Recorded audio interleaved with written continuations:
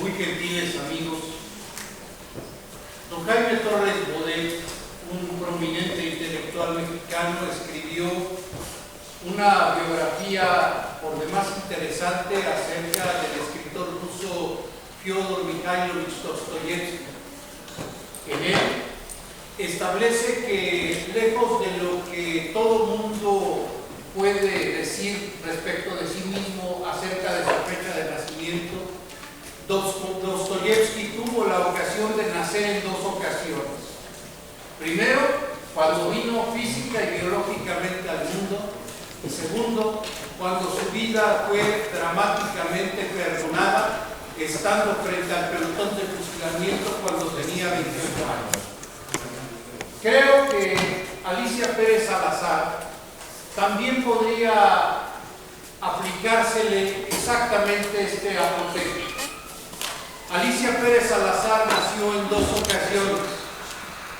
En primer sitio, cuando tuvo la oportunidad de venir y ver la primera luz del mundo de manera biológica, y en segundo lugar, cuando escuchó y conoció a quien habría de ser no únicamente su compañero de vida, sino sobre todo el constructor de su intelecto, a José Muñoz Cotta.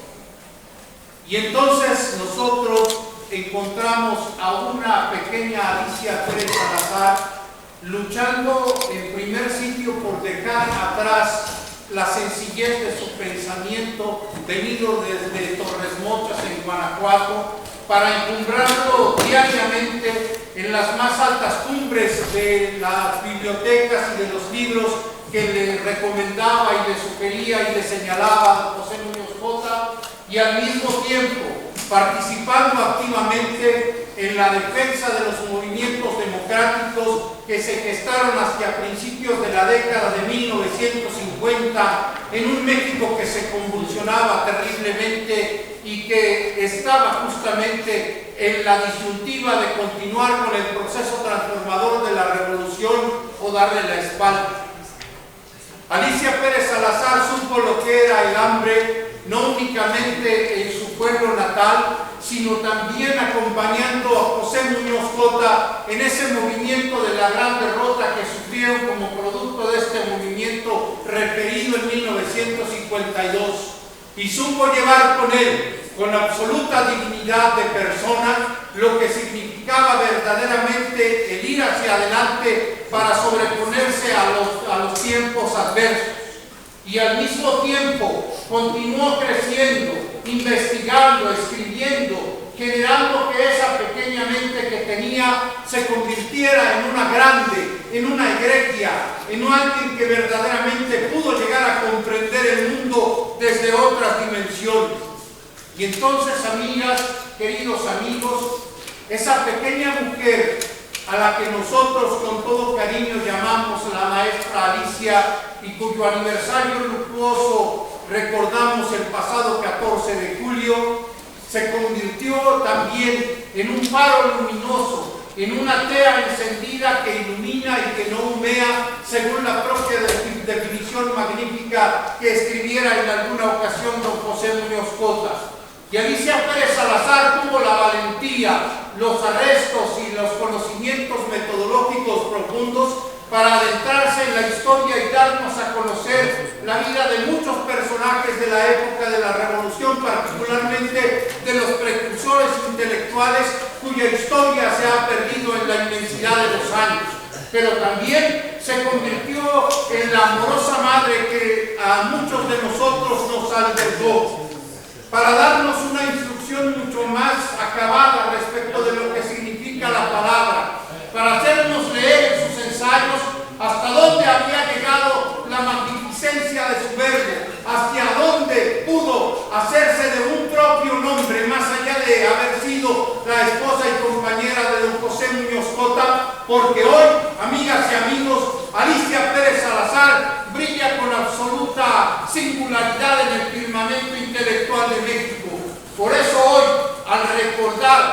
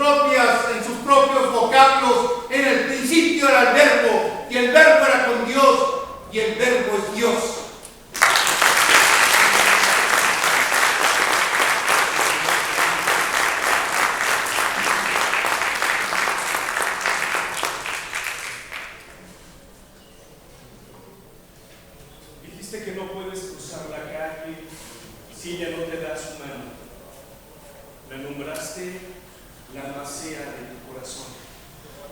Fuiste compañero de Frida Kahlo, te dio clases Romano Muñoz, Samuel Ramos. Te acompañaron tantas y tantas aventuras, Pepe Pico de Oro. Te enamoraron tantos universos. Volaste y fuiste capaz de nombrar y volver a nombrar como lo hiciera Adán. Y te convertiste, tú mismo lo dijiste en las cartas a Alicia, te convertiste en ese poeta, en ese renovador del lenguaje. Mis alumnos insisten en llamarme orador. ¿Y qué cosa es un orador? Sino un renovador del lenguaje. Y aquí está ella, la que te acompañó hasta el fin de los tiempos. Cuando llegó el Señor Crepúsculo y te pidió esta rendición de cuentas, ¿qué hemos hecho? Polvo que piensa no vuelve al polvo. Y allí estaba Jesús Urueta. Y cada vez que hablabas, estaban tus 5,000 libros. Esos 5,000 libros que te acompañaron a la luz de tu lámpara. Estaban esos autores que siempre construyeron tu palabra, porque decía Whitman, así nos lo contaste, maestro, que dónde está la biografía de un hombre. Está en sus escritos. Y tú sabías que esto iba a terminar, y las palabras se las lleva el viento. Más de 100 obras publicadas para que otras generaciones te conocieran. Y me gustaría compartirte qué fue lo que él significó para mí.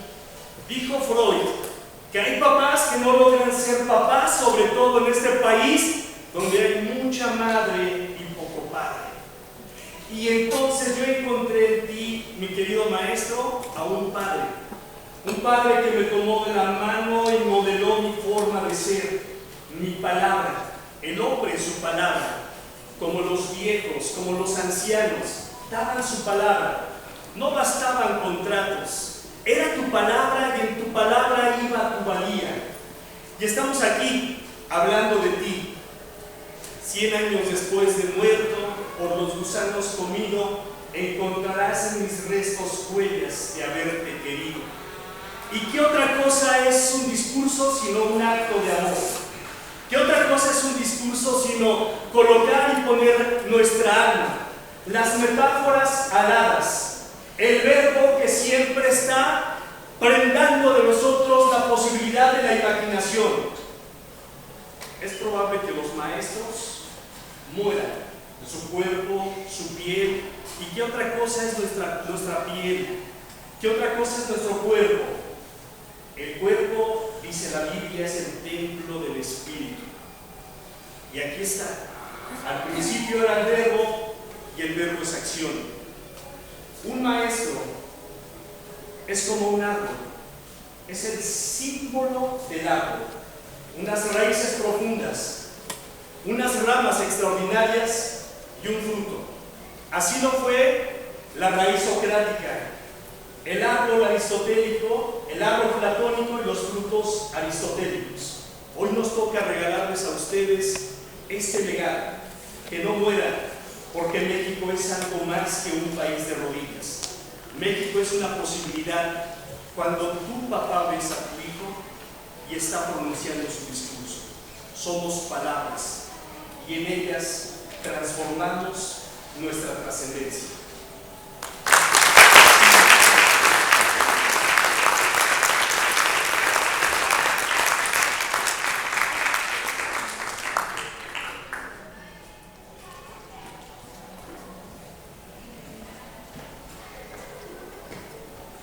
Damas y caballeros, jóvenes concursantes, niñas y niños concursantes, que desde mi humilde óptica son ya unos campeones de la cosa. Extraordinario lo que han hecho el día de hoy, lo que han dicho. Es un ejemplo perenne para quienes amamos el poder de la palabra. Pero esto, señoras y señores, no sería posible sin el sueño de una mujer extraordinaria, sin el trabajo voluntarioso, entusiasta y persistente de una joven profesionista que todos los días se esfuerza por darse a los demás, por una mujer que sin duda alguna está poniendo su sello en su esfuerzo, en su trabajo, en su dedicación. Yo quisiera pedir a las nuevas generaciones de oradores, a las señoras y señores padres de familia, al jurado calificador y a mis hermanos de la palabra, brindemos un fuerte aplauso muy merecido por este trabajo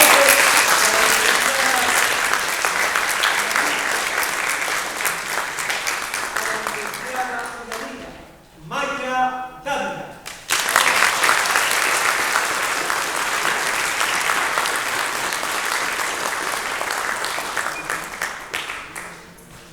Y estamos aquí, amigas y amigos, gracias al apoyo de un hombre extraordinario. Y sirva mi agradecimiento también, porque venimos del estado de Veracruz, para el alcalde de Querétaro, el señor Rodríguez Gonzalo. Muchas gracias.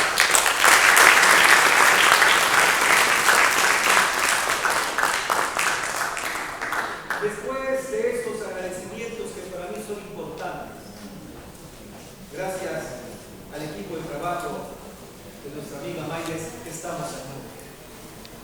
Y el objetivo de estar aquí es presentarles una obra que contiene los discursos de un orador extraordinario, discípulo directo de la maestra Alicia Pérez Salazar, una mujer extraordinaria que nos formó en el Taller Nacional de Oratoria Ricardo Flores Magón, y del maestro José Muñoz Cota, excelso maestro que gracias a él hoy podemos subir a la tribuna.